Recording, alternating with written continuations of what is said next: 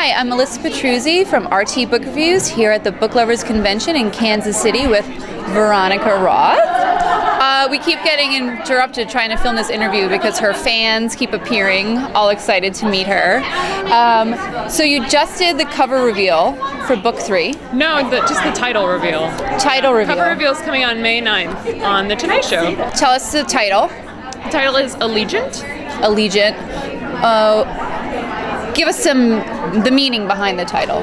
Allegiant means one who is loyal or faithful to something. So, are there clues in there? Are there clues into what book 3 is about? I think it's more expressive of like the themes in the book, not so much about like revealing the plot or anything like that. Mm-hmm. So is the third book done? It's almost done. It's in copy edits, so very close. Was it hard writing the third book, considering the extreme mega success of the first 2 books? I mean, you can't think about how the books are doing. You just have to write the story that feels the most honest. So it was hard. I mean, it was a challenge to put all those things away, but I think I was able to do that, which was really great. Yeah. So you started writing Divergent when you were still quite the young lady, still in college. Did you always envision it to be a trilogy, and then so did you know what was going to happen at the end always, or did you come up with it later?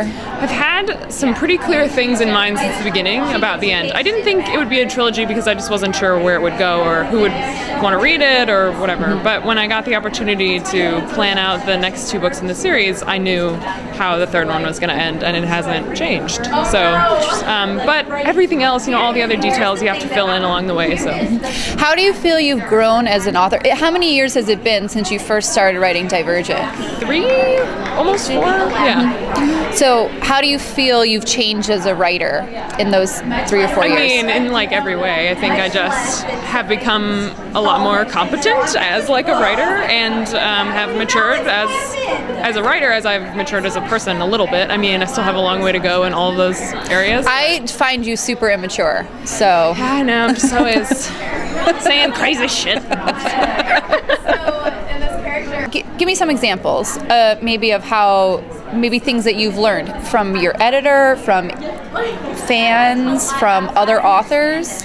I mean, from reviews, I've learned a lot. Actually, I don't read them generally, but the ones I have, I learned a lot about like words I use a lot, or like types, like writing, like things that I do that maybe aren't so good. Or, but other than that, I think I just, when I started, had this kind of like obsession with relentless action, and in the third book, I kind of was able to let that go and trust the characters and the interesting world to carry the story a little more than the action. I mean, it's still an action-y kind of book, but it's not quite as like crazy nonstop as the first 2. So. Yeah. Well, at the end of the second book, big reveal.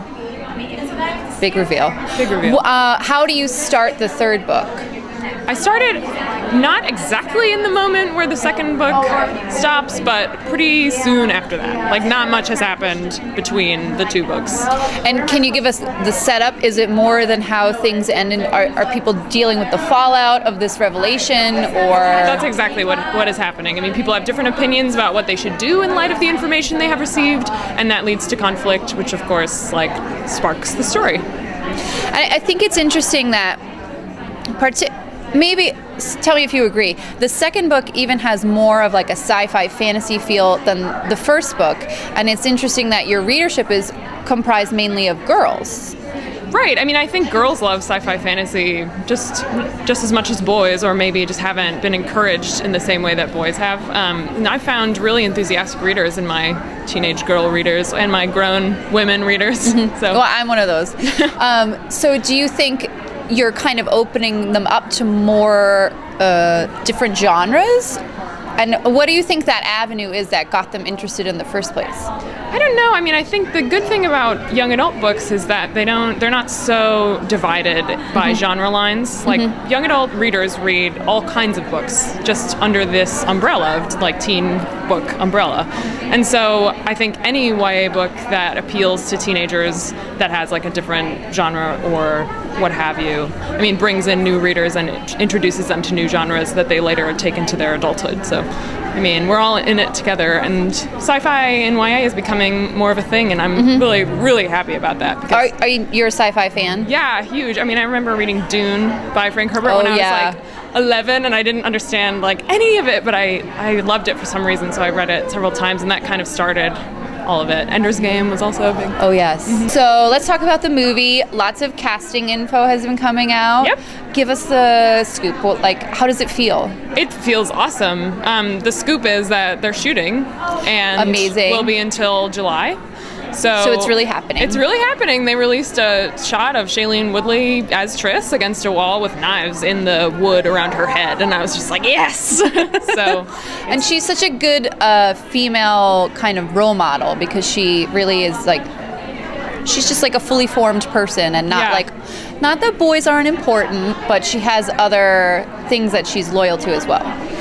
Yeah, I mean, I think she's obviously interested in a boy in particular, but what's also important to her is family. I mean, overall, in the first book, I would say that her concern is mostly with her family, which I think is a good thing. I mean, it's important to have balance, especially at the age when you're so intense about everything. So.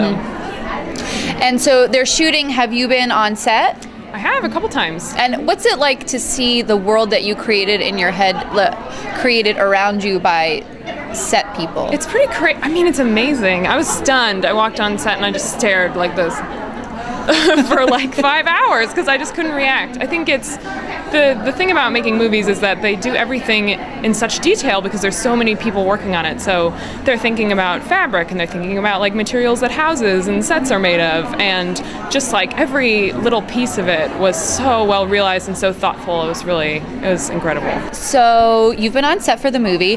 What is the coolest thing that you've seen? I think it's just seeing the actors in character and totally embodying these characters that I, dreamed up and wrote about, and they're so good. Like, it's clear that they've done their research and that they care about the book and that they are happy to be working on it, not like,